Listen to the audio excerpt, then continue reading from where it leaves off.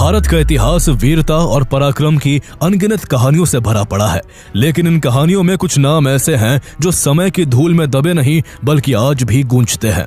इन्हीं में से एक नाम सम्राट पृथ्वीराज चौहान का है। अजमेर और दिल्ली को अपनी राजधानी बनाकर इस युवा सम्राट ने भारत की राजनीति में ऐसी धाक जमाई थी कि उनका नाम सुनते ही दुश्मनों के दिल कांप उठते थे। पृथ्वीराज सिर्फ तलवार और भाले के धनी नहीं थे, बल्कि ज्ञान और विद्या में भी माहिर थे। उन्हें कई भाषाओं का ज्ञान था, गणित और दर्शन की समझ थी और उनकी सबसे बड़ी कला शब्द भेदी बाण चलाने की थी। यानी बिना देखे वो सिर्फ आवाज सुनकर लक्ष्य को भेद देते थे।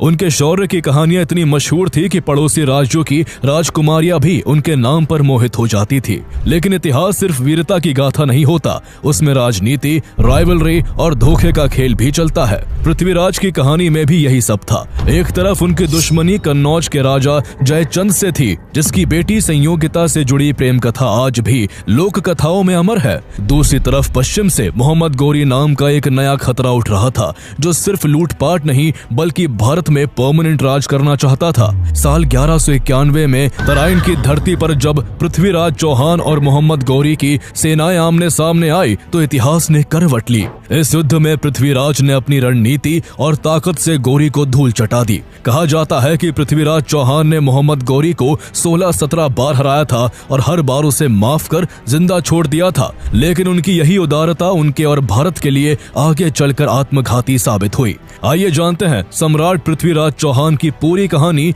जिनकी वीरता आज भी भारत की मिट्टी में गूंजती है।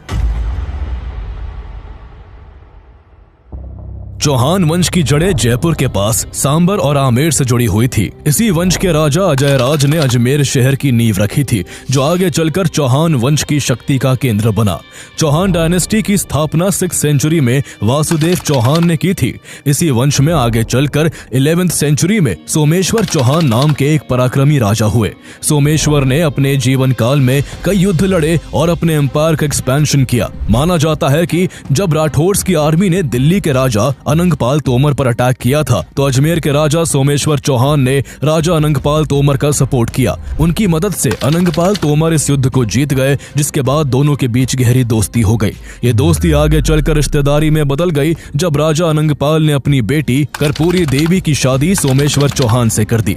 अनंगपाल तोमर की दूसरी बेटी रूप सुंदरी की शादी कन्नौज के राजा विजयपाल से हुई, जिन्हें बाद में एक बेटा हुआ जिसका नाम जयचंद रखा गया। 1166 में सोमेश्वर चौहान और कर्पूरी देवी के घर भी एक बालक का जन्म हुआ। उस बच्चे के जन्म को चौहान वंश के लिए एक शुभ संकेत माना गया और एस्ट्रोलॉजर्स ने भविष्यवाणी की कि ये